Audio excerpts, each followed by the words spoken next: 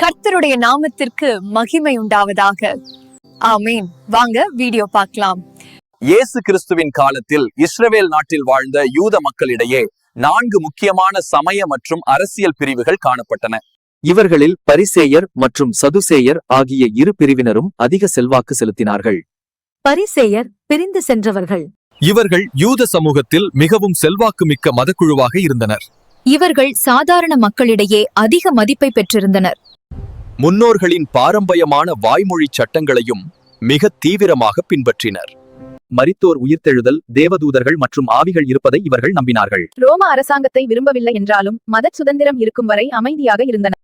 சதுசேயர் செல்வந்தர் மற்றும் அதிகார வர்க்கம். இவர்கள் எருசலேம் தேவாலயத்தின் நிர்வாகத்தை கவனித்து வந்தவர்கள். சமூகத்தின் மேல்தட்டு மக்களாகவும் செல்வந்தர்களாகவும் இருந்தனர். இவர்கள் மோசேயின் 5 புத்தகங்களை மட்டுமே அங்கீகரித்தனர். முன்னோர்களின் பாரம்பரியங்களை இவர்கள் ஏற்கவில்லை. வேதபாரகர், சட்ட வல்லுநர்கள். நியாயப்பிரமாணத்தை எழுதுவதும் அதை பிரதியெடுப்பதும் மக்களுக்கு போதிப்பதும் இவர்களது பணி. இவர்கள் தவிர இன்னும் 2 பிரிவுகளும் இஸ்ரவேலில் இருந்தனர். ஏசீனியர். இவர்கள் உலக வாழ்க்கையை வெறுத்து வனாந்தரங்களுக்கு சென்று வாழ்ந்தவர்கள். ரோம அரசாங்கத்திற்கு எதிராக ஆயுதம் ஏந்தி போராடிய தீவிர பிரிவினர்.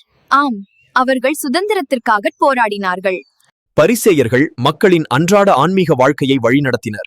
சதுசேயர்கள் தேவாலய நிர்வாகத்தையும் அதிகாரத்தையும் கையில் வைத்திருந்தனர். இயேசு கிறிஸ்து இவர்களது வெளிவேஷத்தையும் சட்டவாதத்தையும் பல இடங்களில் கடிந்து கொண்டார். அவருக்கு நன்றி செலுத்துங்கள்.